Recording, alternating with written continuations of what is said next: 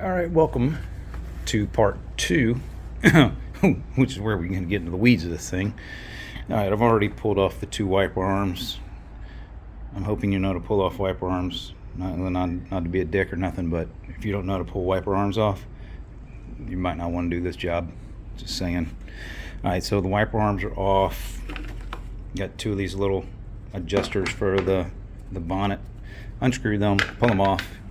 Right under here, I've already loosened it, but you can see right there. There's a little clip that stays attached to the cowl. You can just use your finger to push it back and lift that up. I gotta be honest. I think this. I don't know if this job's been done completely before, but I can see some tooling marks on the heads of these bolts. So someone's been in here before. Those aren't generally from the factory. Generally a factory doesn't leave too many tooling marks on bolts. So let me see this little drain here. You got to release that, and then as you can see, there's one bolt, and this thing looks, yeah, she's just sliding out now.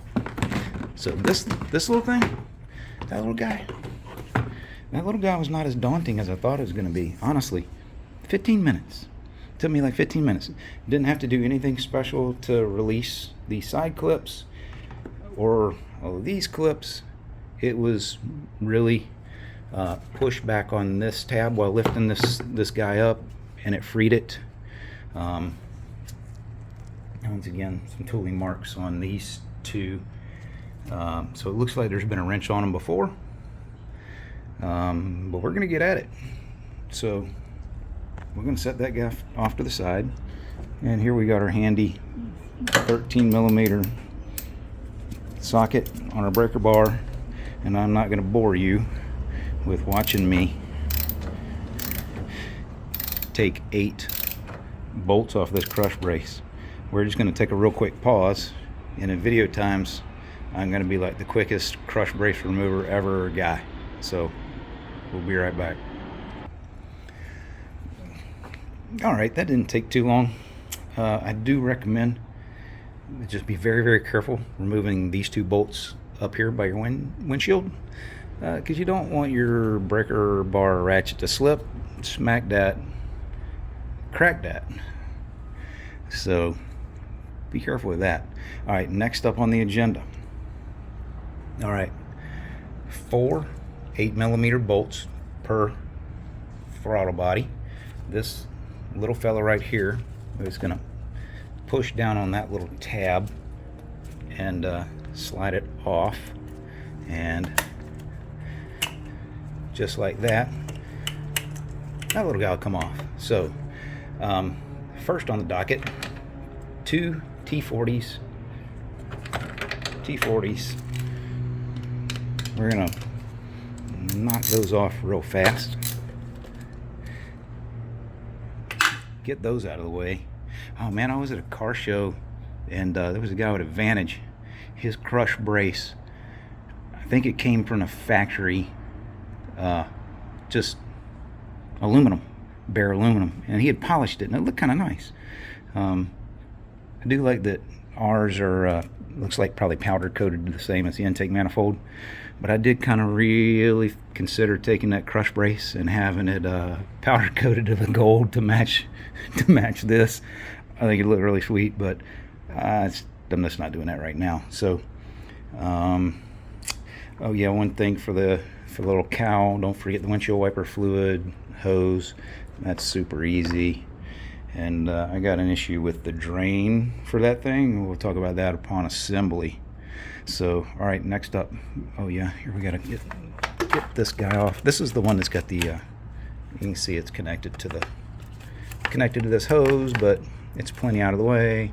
It is missing one of those, but I ordered those as well. So we're gonna get to knocking out the 2 throttle bodies. I'll let you know, I mean, it's supposed to be just them 4 bolts. These 2 bolts lifted up. There is an electrical connector down here. May and may not need to remove it just to get this out of the way to get access. But we'll be right back once those are off, and we'll see how this goes. All right, there you have it. One throttle body off. Only thing I didn't mention, there are two of these little plugs. So one on the back side, one on the front side. This is just like a spacer between the actual throttle body right here and the water air charge cooler thingy. So the connector for this is just underneath there. I recommend disconnecting that. You can get your hand down in there.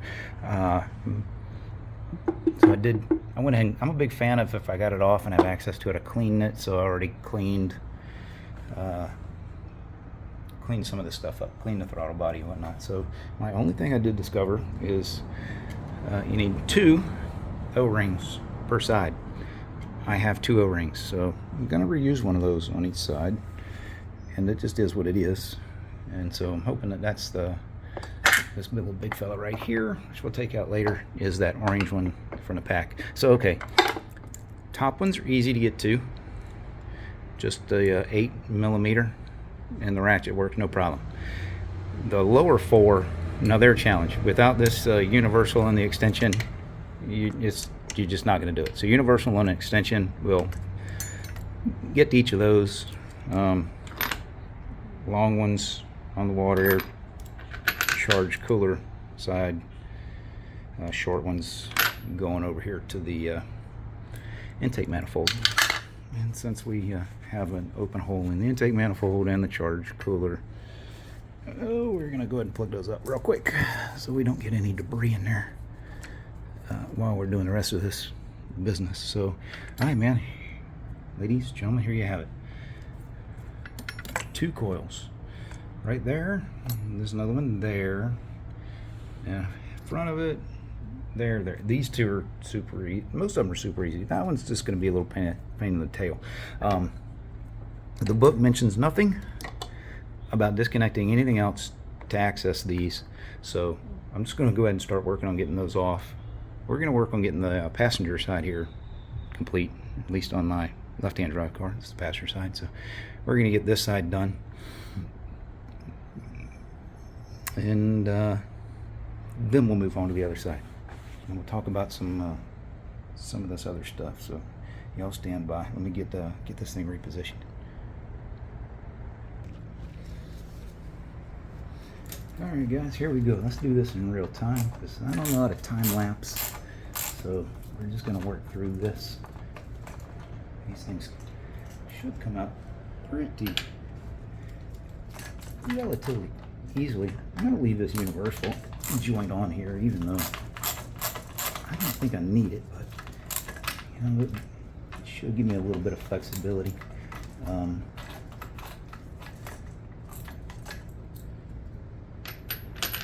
Make sure you keep your hardware in a handy spot.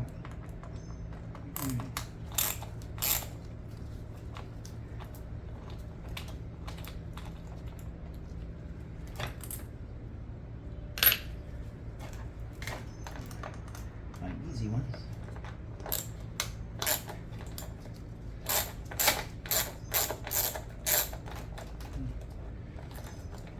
Cue the clown car music. More, I don't know, I'm southern. Maybe it should be the banjo music or something. Okay, this one in the back here is being a challenge. It should be a challenge. Alright, so we're going to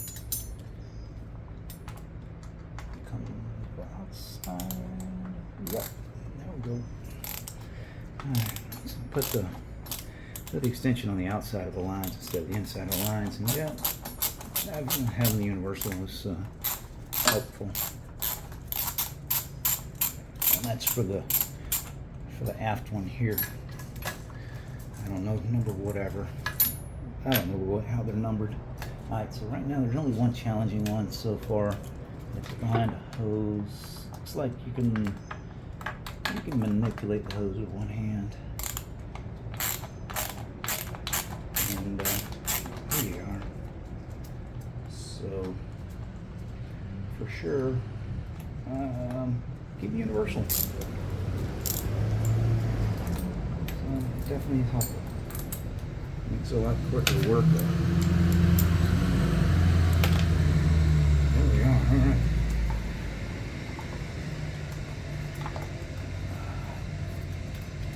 Start working on some connectors.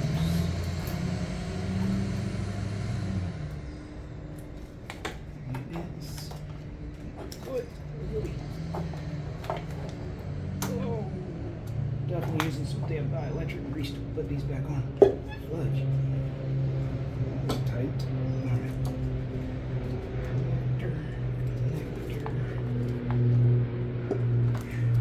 Not likely to be able to mix the connectors up, so I don't think that's going to be a concern.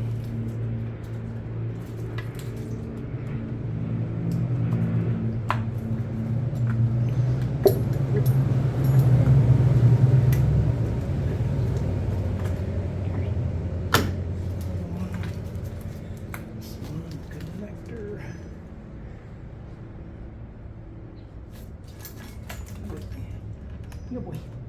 Come on. There you go. Sit, DB. Sit.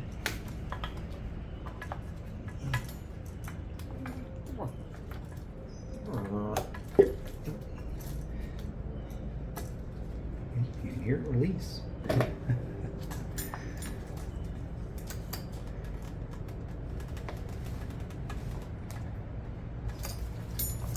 I mean, obviously I'm not fast forwarding this running super speed, so you can see how long it, once you get access to it, it's not really a bad job. What's interesting is once you free the throttle body from the water charged cooler here, there is some flexibility in it, so you have a little, I don't know, you got a couple centimeters, millimeters, quarter inch or so that you can manipulate this thing. Golly, come on fella, there you are.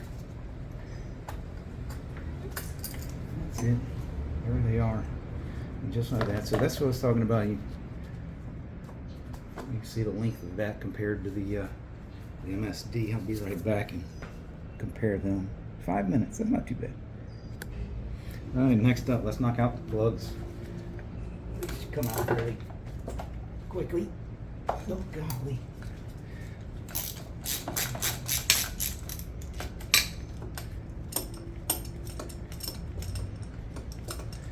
I don't think they put anti-seize on them. So that's interesting. So that would have been after she knocked. Here's one. That's weird. Focus on that. Anyway, there it is. So, I mean, not sure if that's good or bad.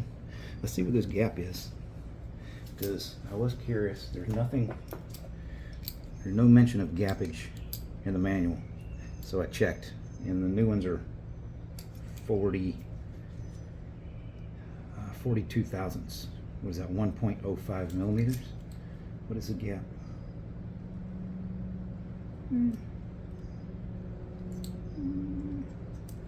That's pretty close. Let's see, hang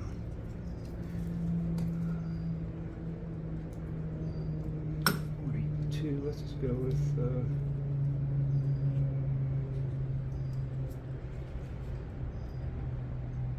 yeah, 41. All right. So the gap's basically the same. What is that? 100th? No. 1,000th's different. So okay. Oh yeah. Let's proceed to remove the rest of these lovely fellas.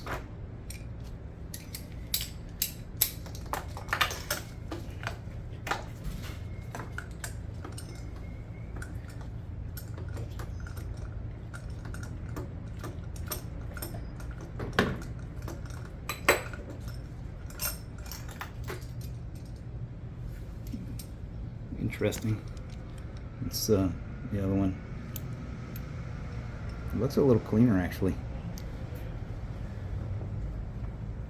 Why does this one look like it has, I don't know, something sticky or oil on the threads? Odd. Sometimes the NSXs have oil down there, but the valves are leaking. The valve covers. I don't think that's the issue here. Oh, fudge.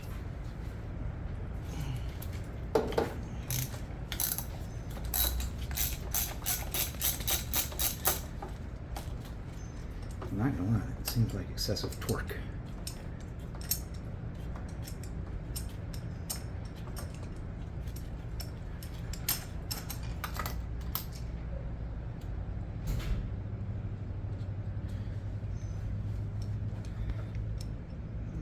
There's another one that's got that very dark tinge to the threads.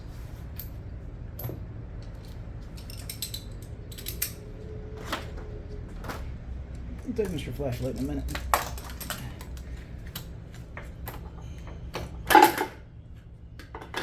Easy, easy. Back up Mr. Palmer's beautiful finisher.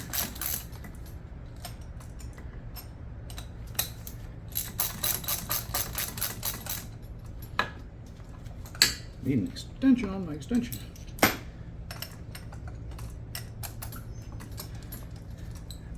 There we go. Huh. Thing tips kind of clean. But man, you know what's kind of odd to me is you know, there's no mention of anti-seize or nothing in the book. But I don't put spark plugs back in without anti-seize. So we're going to put a little dab of anti-seize on them. And let me see that one. It's about the same. Maybe a little cleaner. Usually only one of them's got clean threads. I don't know, maybe that's the anti-seize that the factory uses. More like a brown oil color thing than I've never seen no brown anti-seize before. Unless your anti-seize is oil. That's really what it looks like. Burn oil on there. But everything's fine. I mean, yeah, nothing. There's no wetness down in any of those cylinder plugs, cylinder holes, whatever in the world you want to call it. Last one, not terribly different. So,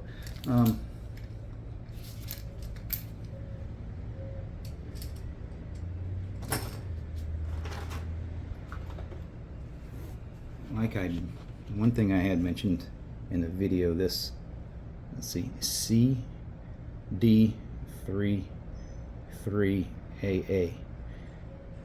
That is not on this new one. The only thing that's on this new one is this Sitter 7 Alpha 11 Golf. Or 7A Alpha 7A 11 Golf. So this is Sitter 7A 11 Golf. The Sitter 11A 11 Golf. This is the Sitter A11 7A 11 Golf. But for some reason, this the one out of the factory, I believe, is the maybe that's an Aston thing, CD33 Alpha Alpha. I mean, they're identical. That's the same. So slight differences on the markings. So stand by. I'm going to lube. I'm going to throw a little dielectric grease on the insulator here, so that when we put these back down, they'll be a little better coming off. I'm going to do one of these real quick, and I'll get back to you. All right. So There you are. They're the same. And this one, I don't know, may not read it. FOMO. No, it's not fear of missing out. I believe that's Ford Motor Company right there. FOMO Co. Fear of missing out company. So, both 3 pins. So that's it. That's the difference right there. Is the length of the connector here. So I'll just do a little twisty. Removing the old one from this one. Here we are. Take one of the old ones. And be gentle, gentle. Here it comes. It's off. There we are.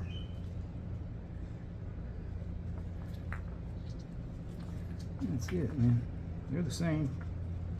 Make sure we do this with the new one, but I want to do just a little dab of dielectric grease on this as a lubricant / sealant.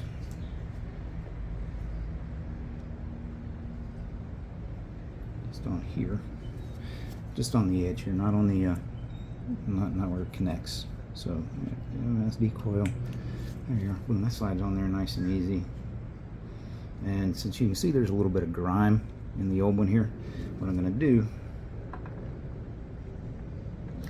we're going to take a small amount of this dielectric grease and oh man, use just a little bit on the Q-tip here. Do not need excessive amounts of that. Just a really light coat right there. Really light coat on the end. Just to help a little slippage and sealage. So there we are. That is one MSD connector ready for an Aston Martin DB11.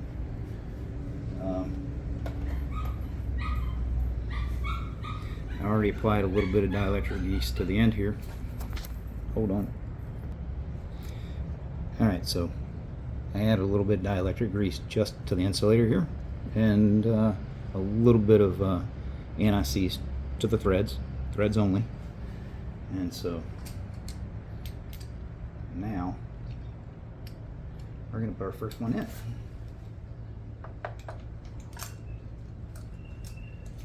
Oh, she threads in so nice and smooth with just a dab of anti-seize on there.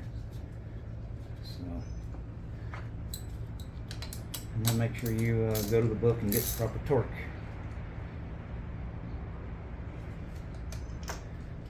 So, let you proper torque it down.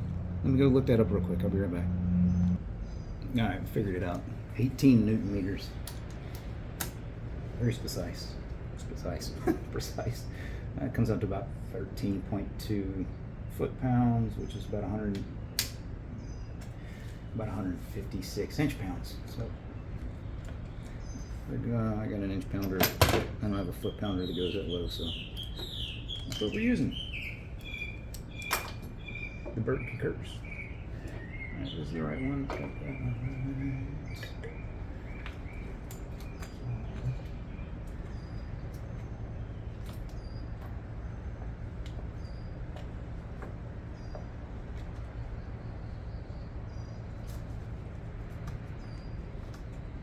On there. Oh, where'd my connector go?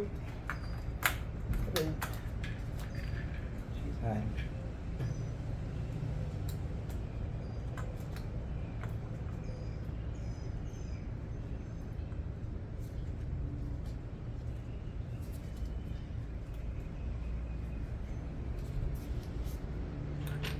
That's it. Now it's just time for this. I mean, this is screw. There's like a plastic screw that holds this thing down. So be very gentle.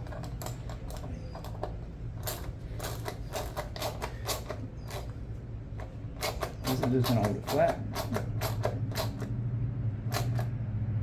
That's it. Very low torque. Without a doubt. So, bam. One down. It's like washing your hair now. Wash, rinse, repeat. We'll take care of that for the other 5, and then we'll come back. I don't think you guys want to watch me do that 5 more times, unless you're just really into drinking and watching somebody work. So we'll be right back. Okay, I'm on my 3rd one here, and I noticed something, and I noticed on the 2nd one, so I went back and redid it to the 1st one. But try and see if I can get a comparison here. So here's the MSD one. You see, it's almost got like a little nipple on the contact there, and there's your FOMO company. It's really hard to maybe catch in that, but you know, the contact's 1/4 inch down the hole. This one's, it's right there, all the way at the top. So what I'm doing is I'm pulling the spring, the contact spring out just a little bit, and wham, sliding it over that, so I know I got a really good connection on that. That little nipple helps that lock in, and that slips in really easy. And another thing I did, I mean, right on the bottom, I can see it's almost like there was a little bit of water. You know, it's a 2017, and these things did originally have that issue. So what I'm doing, I'm also taking some dielectric grease, and I'm just going to grease up the seal where this thing goes into the, I mean, I don't know what you want to call that, the well, spark plug well. So I'm putting a little dielectric grease down in this.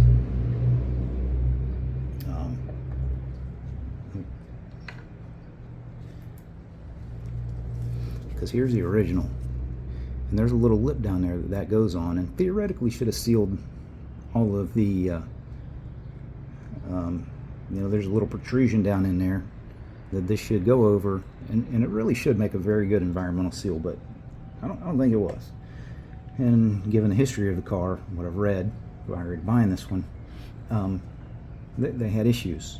So it wasn't just water getting there through the I don't know, those vents in the hood, but the fact that, you know, these things just weren't sealing the way that they were designed, apparently. Otherwise there should have been no water ingress down there. So we're going to help ourselves a little bit by adding a little bit of this dielectric grease into this cavity so that it seals at the top, and it gives us, you know, just that much better of an opportunity. And once again, I'm just lubing the inside of this. There's no real excess in there that that's going to cause any contact issues, contact interference issues that would prevent it from making a good connection. Because, you know, dielectric grease is not conductive. So we don't want to gob it in there. But when you're just putting these back in, you know, because it does have that little lip, you do kind of got to make sure you get it seated properly so that you know it's all the way on the top of the spark plug as well. So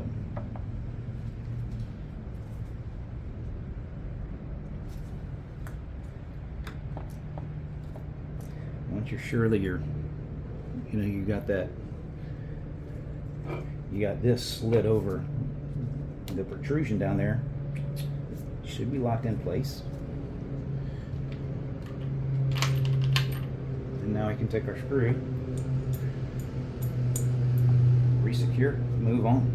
So I'm going to keep doing this But since I noticed that, you know, that little extra, I don't know, barb, protrusion, whatever on the MSD coil, I like it. You know, it gives a much better connection to the conductor inside the extension for it to have a real good positive contact in there. And you know, anything that helps good electrical contact is going to help good spark, and is going to help prevent misfires, which is why we're doing this on a 8-year-old car with 17,500 miles. So there. Food for thought. There. Yeah, come on, Mr. Connector. We have 3 down and 3 to go. Stay tuned, folks.